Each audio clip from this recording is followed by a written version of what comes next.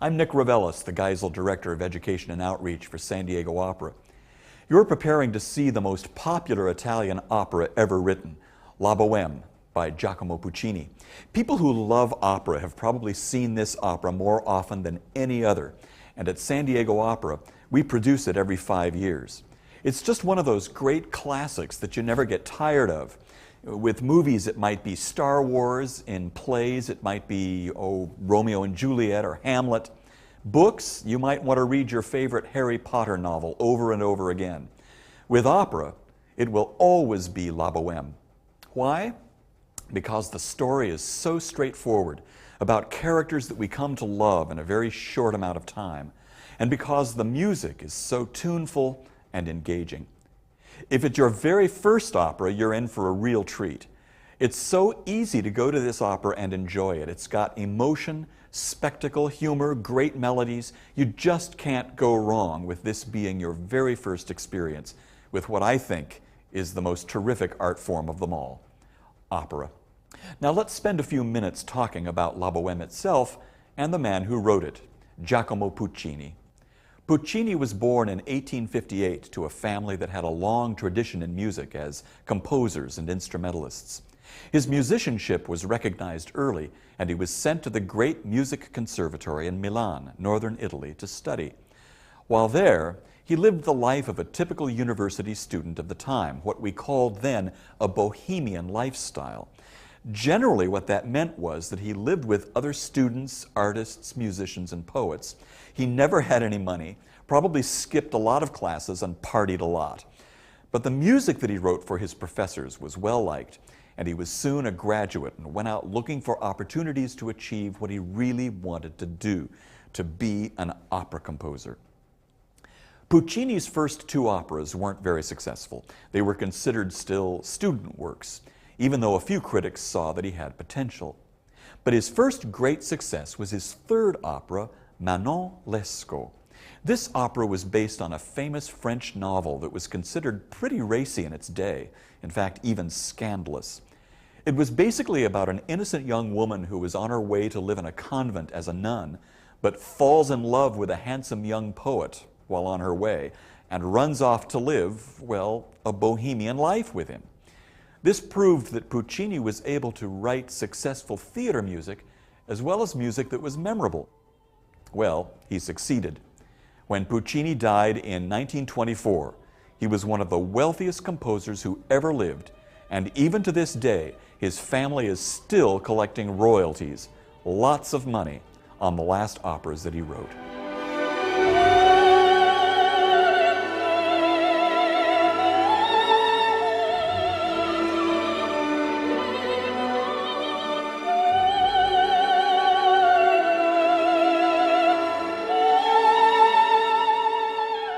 After the success of Manon Lescaut, the young Puccini was ready to spread his wings as a composer, and he looked around for a source upon which to base his next opera. Composers often looked to literature, especially novels, for inspiration to use as a basis for their operas. Some composers looked back to great historical events of the past, others used legend and mythology, still others composed operas based on fairy tales or even epic poems. But Puccini was attracted to human stories. He felt that it was best to try and give his audience something that they would understand in terms of human feeling, that audiences would identify with the characters on stage because maybe they had experienced the same emotions in their own lives. Well, he didn't have to look far to find a novel that reminded him of his own bohemian days as a student at the Milan Conservatory. That was the French novel Scenes from a Bohemian Life. Ah, there we go again, that word, bohemian. The novel was written by the author Henri Murger, who in the 1850s was himself a young student and a budding writer at the University of Paris, the Sorbonne. And Murger lived the typical bohemian life.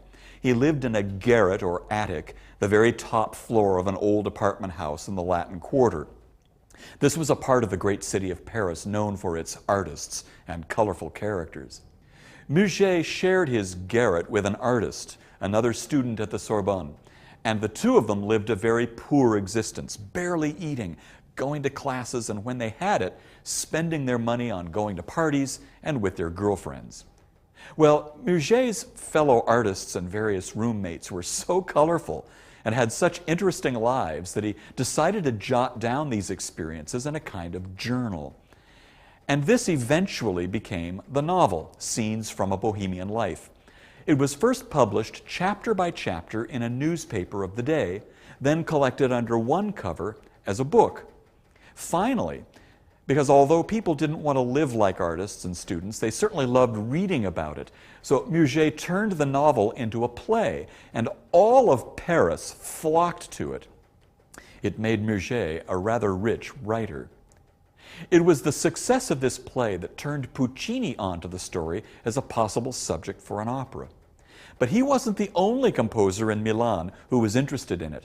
Another composer, in fact, one of Puccini's classmates from those conservatory days, began his own version of La Boheme about a year earlier than Puccini. This was the composer Ruggero Leoncavallo, and he had had his own success a few years earlier with an opera called Pagliacci, or The Clowns. He swore that he told Puccini, as well as Puccini's publisher, about this project. And of course, it was considered common courtesy amongst composers not to tackle the same subjects as your colleagues. But one day, Puccini saw Leoncavallo in a cafe, and in the course of their conversation, he happened to mention that he was working on his next opera, La Boheme. Leoncavallo was furious. He stormed out of the cafe and went right to his local newspaper and reported the scandal, demanding that Puccini drop his plans to set the subject to music. The next day, an article was printed supporting Leoncavallo's position. Well, then Puccini did the same thing. He went to his supporting newspaper. There were quite a few newspapers in Milan at the time, and got them to support his position, that he was the rightful owner of the project. And it went on like this for a few months until Puccini finally ended it by saying, "Let Leoncavallo write his La Boheme, and I will write my La Boheme, then let the audience decide." So Puccini shortened the title of Murger's work to The Bohemians, or in Italian, La Boheme, and finished the work. And the audience did indeed decide. They loved Leoncavallo's version. Poor Puccini, when the opera was finally performed at the Opera Theatre in Torino, Italy, it was not very well received. I think that the mixture of comic and tragic elements in the opera just didn't sit well with audiences of the time, because they went to the theater to escape. And mixing the sad with the funny is just too much like real life. It made them uncomfortable. But after a while, audiences became used to this style, and they began to take to Puccini's opera. In fact, within a few years, Puccini's La Boheme became the most popular and most performed opera in the world, and it made the composer lots of money. And today, Leoncavallo's version of the same story is barely performed and is completely unknown to modern audiences. I guess Puccini had the last word.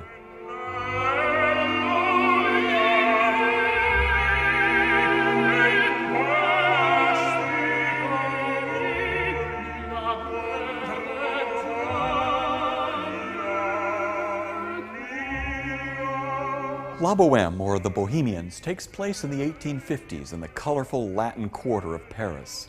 When the curtain opens, we meet the young poet Rodolfo, who shares an attic with the artist Marcello, his best friend. They've had a run of bad luck lately. They're out of money, it's Christmas Eve, they're starving, and it's snowing outside.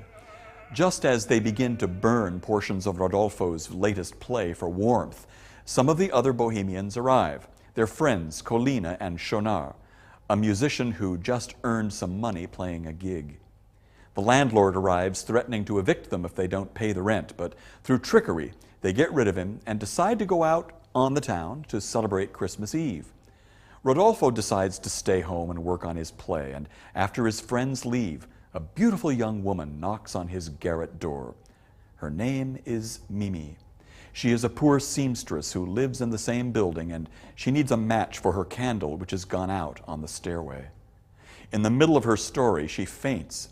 She's obviously ill, but Rodolfo doesn't see this. He only sees that she's beautiful and he's fallen in love. When she awakes, he tells her his story and shares his feelings with her. She does the same, and by the end of the act, they are deeply in love. In Act 2, we see the characters at the Café Momus, celebrating Christmas Eve and spending Schaunard's earnings. Rodolfo introduces his old friends to his new lover, Mimi. Poor Marcello, the artist, however, is depressed. He sees his former girlfriend, Musetta, on the arm of a rich man named Alcindoro, and he can't stand it. His jealousy overcomes him. Musetta, on the other hand, knowing that she's driving him crazy, plays the crowd in a flirtatious scene featuring her famous waltz song. Finally, neither of them can stand pretending anymore, and they end up in each other's arms. As Rodolfo pours out his love to Mimi and Marcello his love for Musetta, the Bohemian artists leave the cafe, and poor Alcindoro is left with the bill. Months have passed between Act 2 and Act 3. Mimi has become quite ill.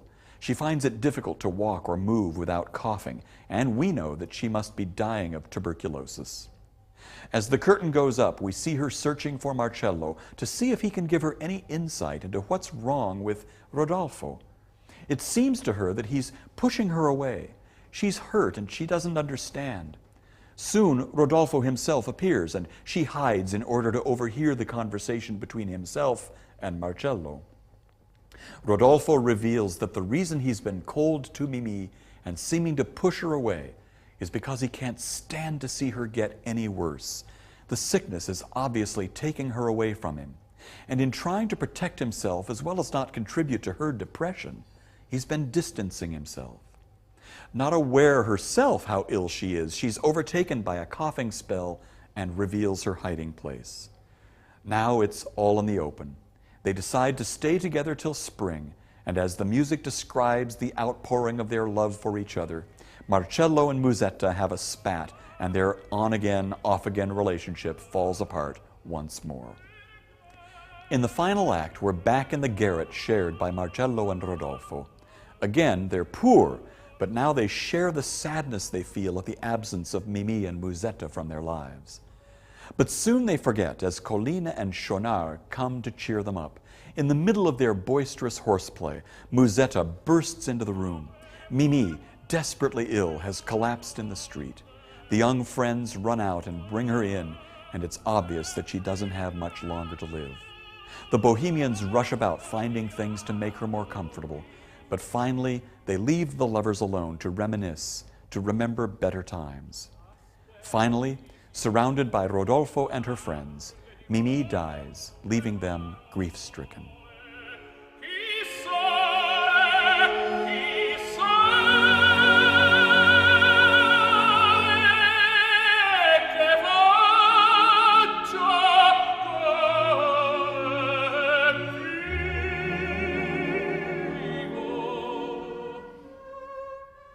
La Boheme has some wonderful music that Puccini designed to tell the story in a clear and emotional way.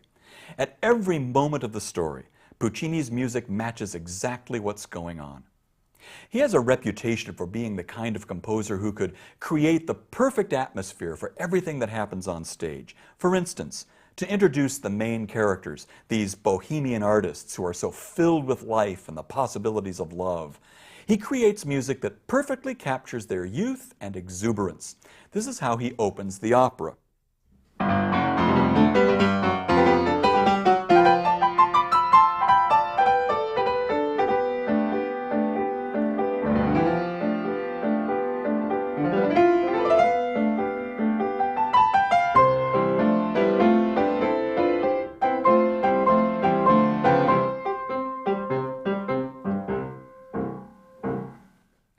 There's so much vitality in that music, and that's exactly what he wants you to think of Rodolfo, Marcello, and their friends, that they're young, vital, loving every minute of life, and living it to the full.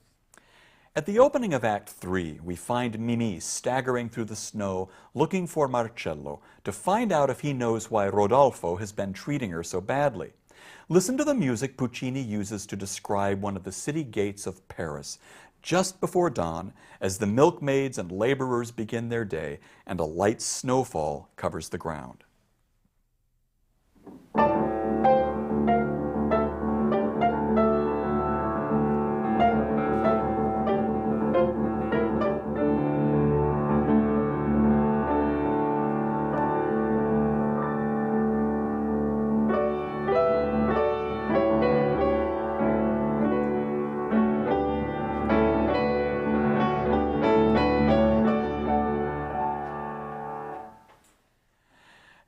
what about music for the characters themselves? Puccini has music for each one of them. Here is Rodolfo's theme, music that usually accompanies his appearance on stage and that Puccini uses to signify his love for Mimi. Here's the first time we meet Rodolfo.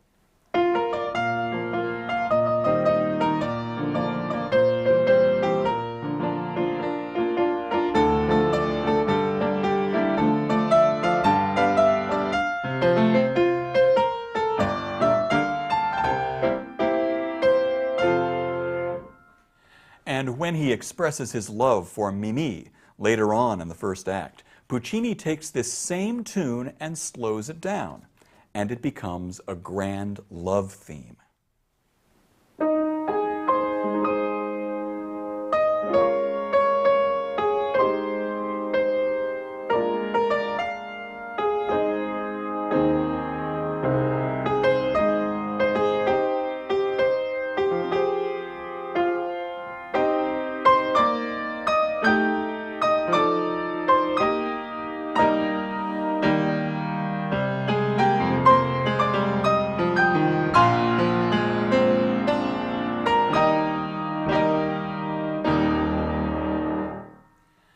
But Puccini's music can be comic as well. Here is the moment in Act 3 where Musetta enters the cafe on the arm of Alcindoro. She spies her ex-boyfriend, Marcello, and begins to drive him mad with jealousy.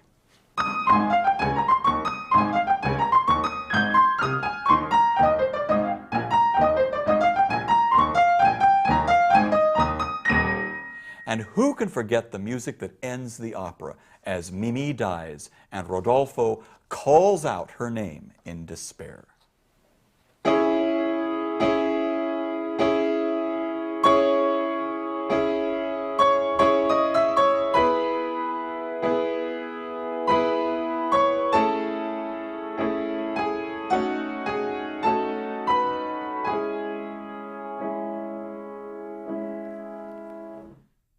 This is glorious stuff, beautiful music that perfectly matches every moment of the story. It's hearing music like this that reminds us that early composers of music for the movies learned their lessons from opera. Have you ever noticed how music in the movies is designed to match everything that you see on screen? When you see something suspenseful, you get creepy, edgy music. When you see something comic, you'll almost hear something funny in the soundtrack. And when the lovers share their first kiss, the volume gets turned up, the orchestra swells, or a romantic song takes over. All of those techniques, and many, many more, came from opera. It's an art form that marries story and music together, and I know that you're going to enjoy it.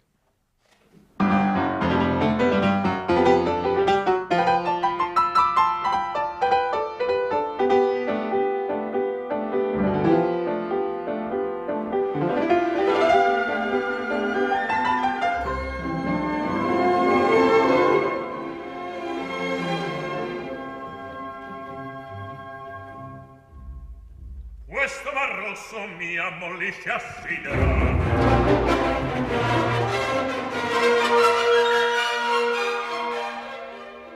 Come se addosso mi piovesse in stilla.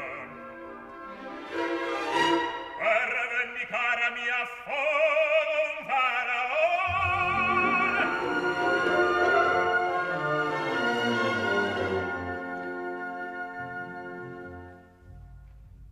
Che fai? Nei cieli vigi guardo fumar dai 1000 comignoli Parigi e penso a quel poltrone un vecchio talento ingannatore che vive in ozio come un gran signor. Le sue rendite oneste da un pezzo non riceve sciocche foreste che fan sotto la neve. Rodolfo, io voglio dirti un mio pensiero profondo.